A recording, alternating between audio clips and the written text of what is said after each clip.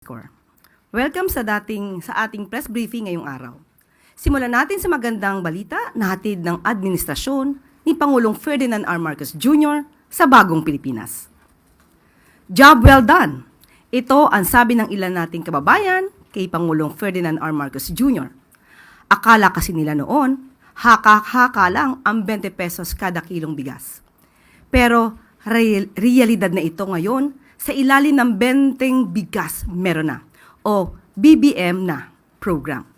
At dahil sa murang bigas na available sa mga kadiwa ng Pangulo, nakakabili na ang mas marami, mas masarap at mas masustansyang ulam ang ating mga kababayan.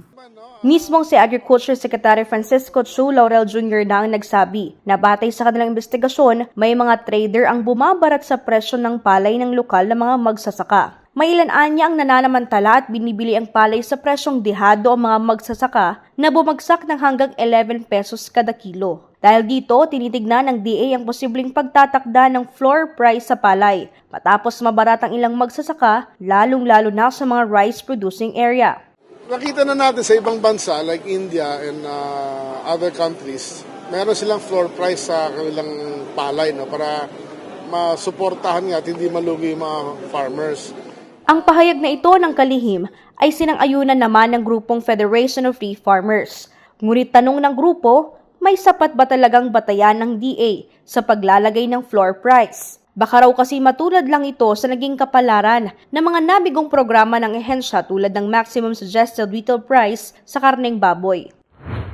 Baka mamaya hindi pa natatapos yung unang season ng pamimili ng at the floor price level, isususpende nila agad.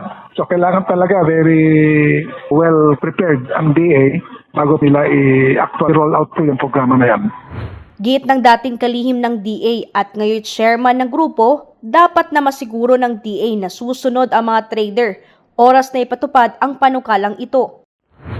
Siguro mga traders, dapat malamang lahat ng bibili ng palay, dapat mayroong sistema po ng registration. Ibig sabihin, hindi kahit sino-sino ang pwede makabili ng palay, and then there has to be some way na mag-issue po sila ng resibo para base po sa resibo ay may ebidensya po yung farmer natin in case lower than the floor price ang magiging bayad po ng trader. And then, kung sakali hindi po sila susunod sa floor price, ano po yung penalties na ipapataw po ng DA sa kanila? Ikaapat, may sapat bang bilang ang mga tauhan ng DA upang isiguro po na susundin po yan?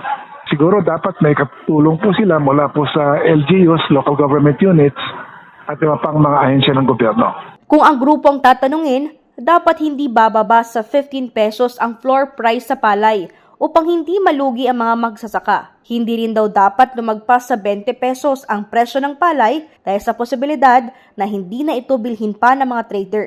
Paglilinaw naman ni DA Secretary Laurel na hanggang ngayon ay pinag-aaralan pa ang panukalang ito at wala pang pinal sa presyo.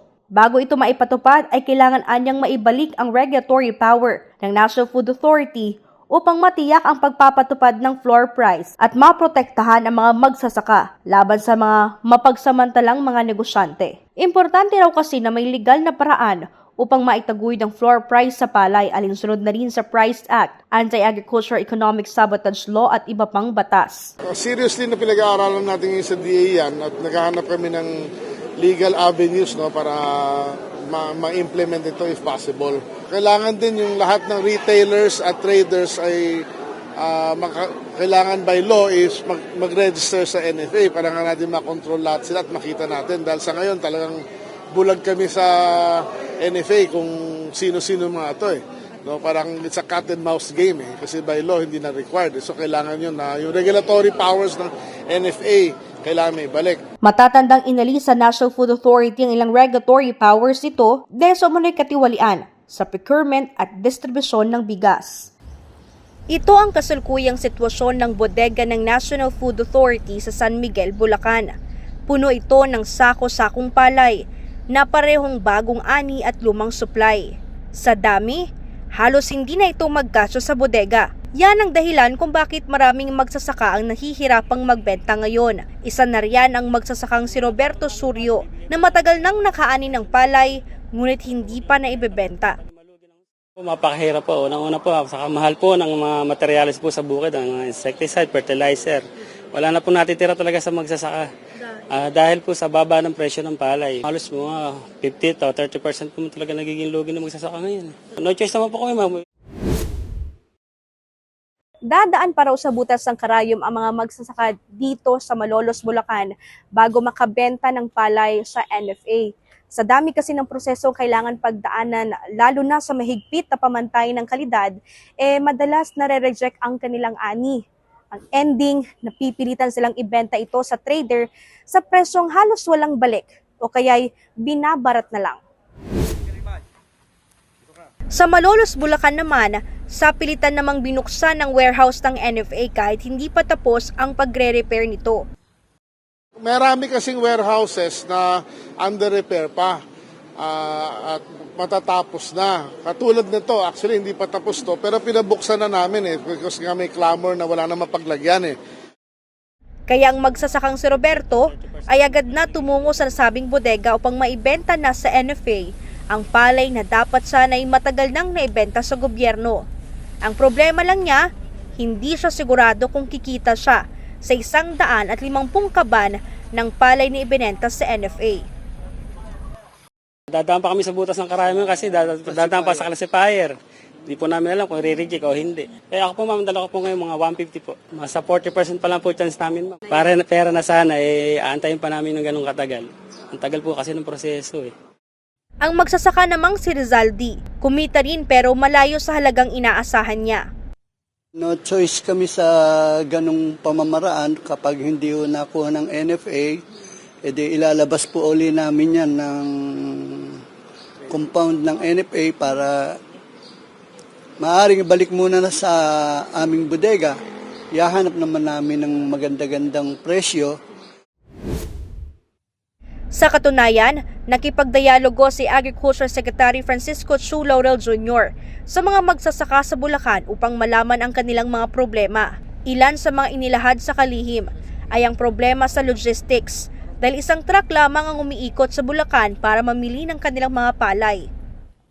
The NFA has purchased 90 trucks this year. 14 dumating na or 16 yata.